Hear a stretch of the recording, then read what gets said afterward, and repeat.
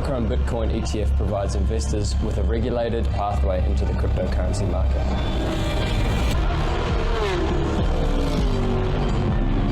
When you're ready to take your investments to the next level, you might want to consider Monaco.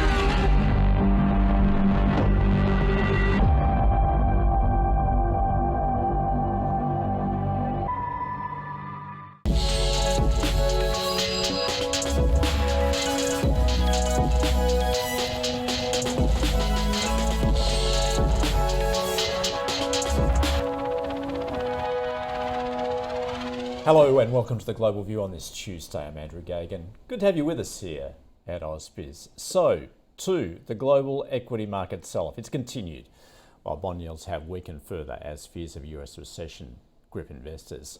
The selling has been fueled by weak US economic data as well as disappointing earnings results, the unwinding of the yen-funded trades and rising Middle East tensions. In fact, CBOE's volatility index pairing gains after having jumped to its highest level since March 2020. Wall Street did pair some losses after data showed US services sector activity rebounded in July. Shares of Apple fell after Berkshire Hathaway halved its stake in the company, with the Warren Buffett-led company upping cash levels there to $277 billion. The Magnificent Seven all slid, led by losses in Nvidia, with the seven losing around $800 billion in value for the session. And chip stocks tumbled broadly, with the semi-index losing around 14% in the past three sessions. And US bank stocks slumped, with Citigroup leading the losses there, along with JP Morgan, Bank of America and Goldman Sachs. Well, the US services sector activity rebounded from a four-year low in July, which laid some fears of an impending US recession. The ISM's non-manufacturing purchasing managers index moved into expansionary territory last month, having in June fallen to its lowest level since the height of the pandemic 4 years ago. Meanwhile, Chicago Fed President Austin Goolsbee has said while US employment data is weaker than expected, he's not expecting a recession. However, he went on to say, you only want to be that restrictive if you think there's fear of overheating. This data to me does not look like overheating. Well, traders are now pricing in a 92% probability that the Fed will cut benchmark rate by 50 basis points in September, compared with just an 11% chance seen last week. And a key bond market indicator of an upcoming recession has turned positive for the first time in 2 years as concerns mount about a downturn. Short-term yields having in the past dropped faster than longer ones on expectations that interest rates will be cut to support a weakening economy. So the two-year Treasury yield falling more than 50 basis points over the past week to 3.84%. The 10-year now down 40 basis points to 3.76%. And a surge in the yen to a 7-month high has seen the US dollar fall around 2% on concerns of US economic weakness. The Aussie is at 65.2 US cents. All right, let's unpack it all, what we're seeing at the moment, particularly with the focus on Wall Street. Steve Sosnick joining us from Interactive Brokers. Steve, very good to catch up with you. Well, take a breath. Let's just work out what is going on here. Indeed. Now, I'm interested to see, you're pointing to that rapid unwinding of the yen carry trade, which obviously that has fueled that, will help fuel that growth, particularly among the mega caps. So what are you seeing at play here? Good morning, Andrew. It's interesting because the main narrative in the U.S. seems to be recessionary fears, and as you noted, the Fed funds futures are reflecting something much more aggressive than we've been led to expect. Fed funds futures have been ahead of the Fed pretty much for the last year and a half, so let's see exactly how that transpires. But to me, the yen carry trade is really where it's at, and I come at this from a couple different ways. First of all, if you chart these things, which I did, I normalized them back to July 5th, which is the day after a market holiday here in the US. And the white line there is the Japanese yen. The pink line, the magenta line, is the Nasdaq 100 futures, and the yellow line is the Nikkei. Clearly, the Nikkei's underperformed dramatically, but that makes sense. You should expect that a stock index should be more volatile than the currency, which underlies it.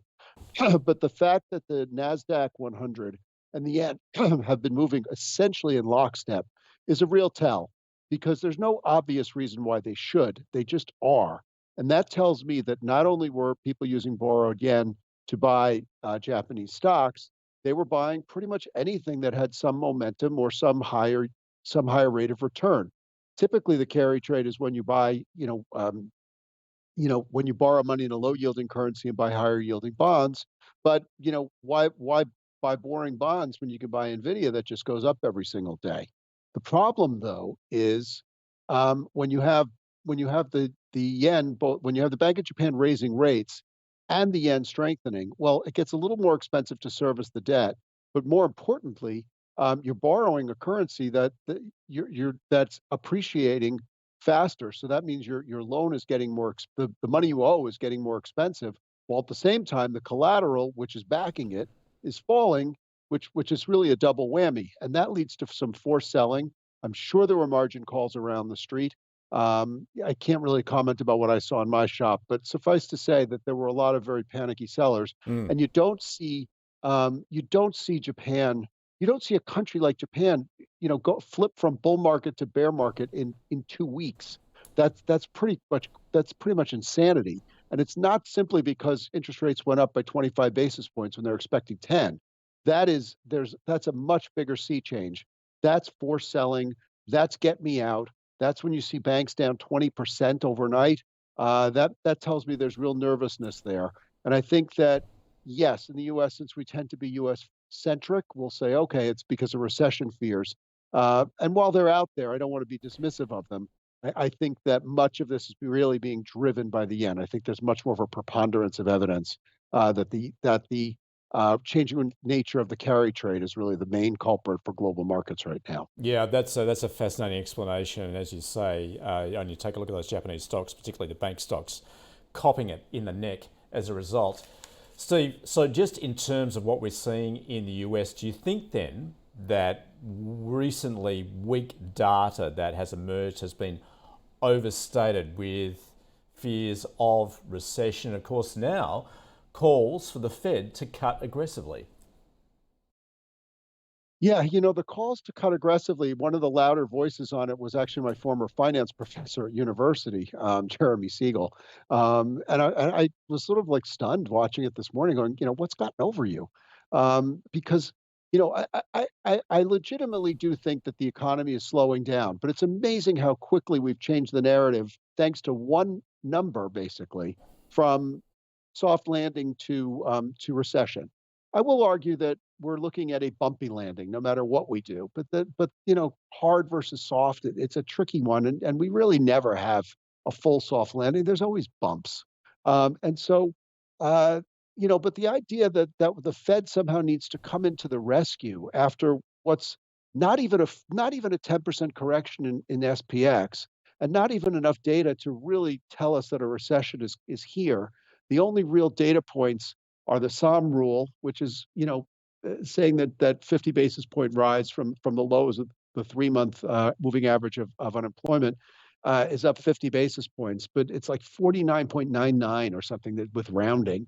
But still, these rules, and also you showed the inversions before. That's another one that works. It never hasn't worked, but it's not like these are things that happen once a week or once a month that you can really statistically test.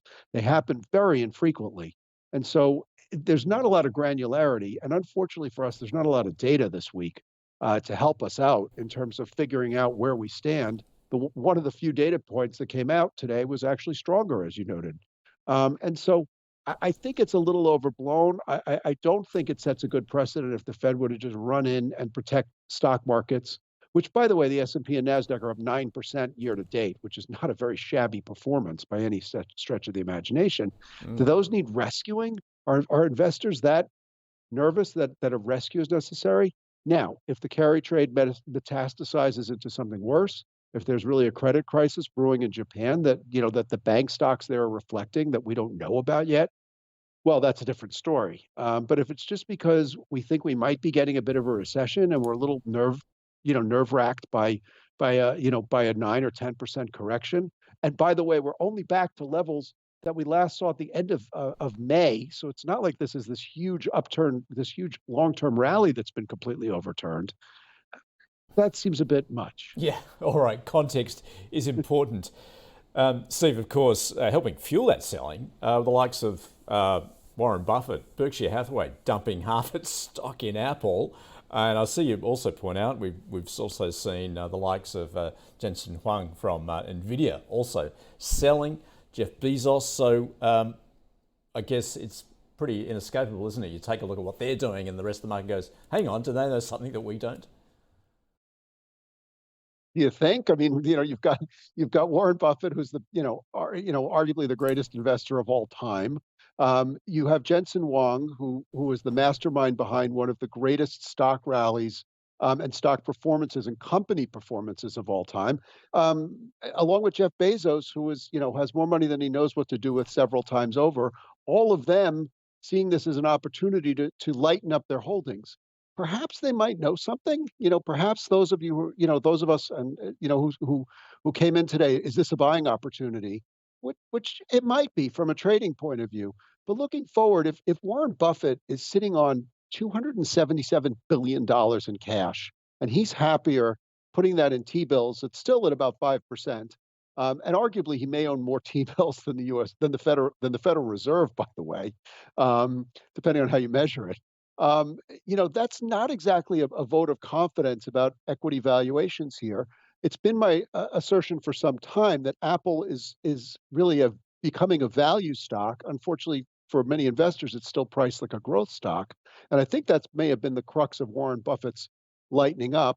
But it's indisputable that if he's carrying that much cash, it's not as though he sees the equity markets as a great place to be investing right now. And again, if Jensen Huang is selling NVIDIA, which coincidentally, by the way, after he finished selling a little bit, they may have a little delay in one of their chips. These guys know a lot more about the companies than any of us do. I don't profess to know anything close to what they know about their own companies. And so that to me is a very cautionary sign. Let's put it that way. Yeah, delicately put. Steve, great to get your analysis. Thanks for joining us from Interactive Brokers. Thanks, Andrew. Take care. Thanks. All right, so let's turn to our own market. Of course, we saw those very hefty falls yesterday. Still falling this morning, according to SPY Futures, although moderately off 1/3%. And stay with us. We will have the open in just a couple of minutes.